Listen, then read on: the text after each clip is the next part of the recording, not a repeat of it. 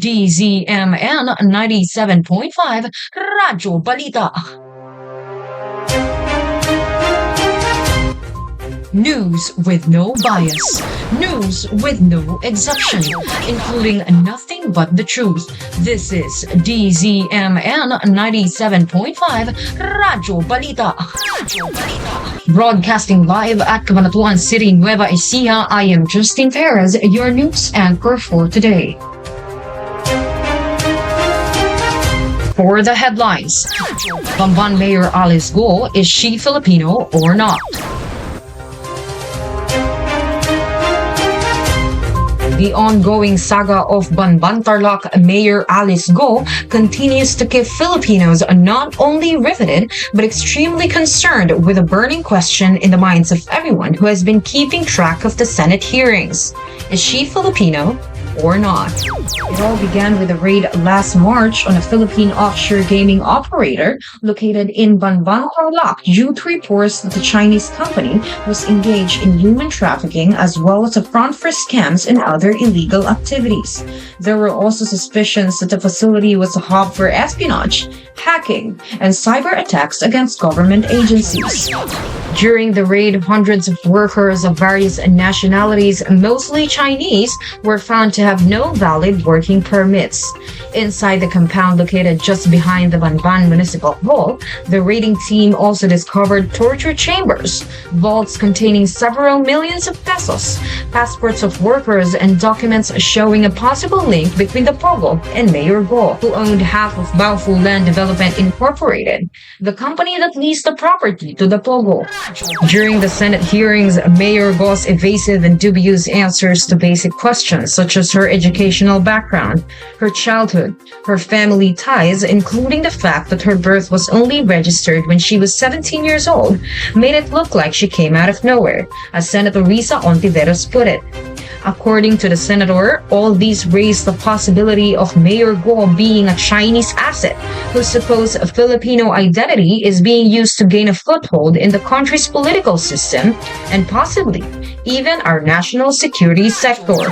While it is true that the burden of proof lies with the ones leveling accusations against the Banban mayor's citizenship, it is simply unbelievable that she could not recall the names of teachers who homeschooled her from elementary to high school and does not remember the people who took care of her since the mayor claims her mother abandoned her. Residents in her village do not seem to know much about Go, which is surprising considering that people in the provinces usually know everything about their neighbors.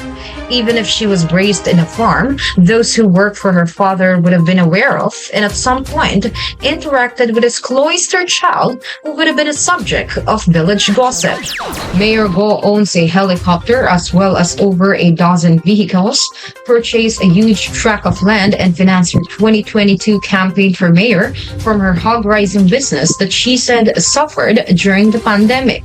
The subsequent hearings with Senator Risa Ontiveros doing the questioning revealed that the mayor's parents also seem to have dubious origins, since they have no existing records of birth in the files of Philippine Statistics Authority.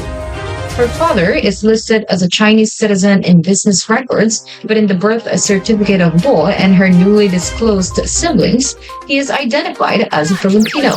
Let me very clear, however, this column is not about creating an atmosphere of xenophobia, most especially since many of us have Chinese blood running in our veins.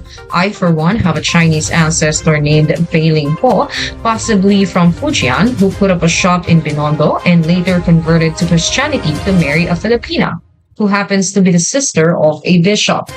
Beiling Po then took on the name Luis Romualdez, adopting the surname of Father Romualdo, the priest who baptized him. I also happen to have many Filipino-Chinese friends who are successful businessmen, doctors, teachers, and other professions. In fact, one of my closest friends at the Ateneo grade school was Eddie Chan, the son of prominent lawyer Manuel Chan Sr. The revelations about the mayor of Banban, plus the fact that she was able to obtain a passport and even run in the 2022 elections despite her questionable background, are making people concerned about how easy it is for foreigners, not just Chinese, but other nationalities, to obtain fake birth certificates, fake passports, passports, driver's licenses, and other government-issued IDs and documents, possibly with the help of a syndicate. What people also find worrisome is the purchase of vast tracts of land in EDCA sites and near major air and seaports by Chinese nationals in connivance with Filipino enablers. According to Congressman Ace Barbers, who disclosed that warehouses are sprouting like mushrooms in Central Zone. The AFP is also looking into the possible security implications of the influx of Chinese nationals of military age that are enrolled in schools near an EDCA sites in Cagayan. Senator Nancy Binay also expressed alarm at the issuance of special resident retiree visas to Chinese nationals as young as 35 through the Philippine Retirement Authority, whose records indicate the presence of 78,000 foreign retirees in the Philippines, of whom 38,000 are Chinese. We need to seriously vet foreign nationals coming into the Philippines, since we are now receiving disturbing reports about members of drug syndicates and criminal gangs, or worse, operatives engaged in spying activities. The Bureau of Immigration, the Department of Justice, the National Bureau of Investigation, the National Intelligence Coordinating Agency, the Philippine National Police, the Armed Forces of the Philippines, and other concerned agencies should coordinate and assess the implication on our national security. Time and again, I have written in this space of how serious and formidable the challenges our country faces today. No one in this country wants to be overrun by unwanted foreigners, except perhaps a few corrupted individuals.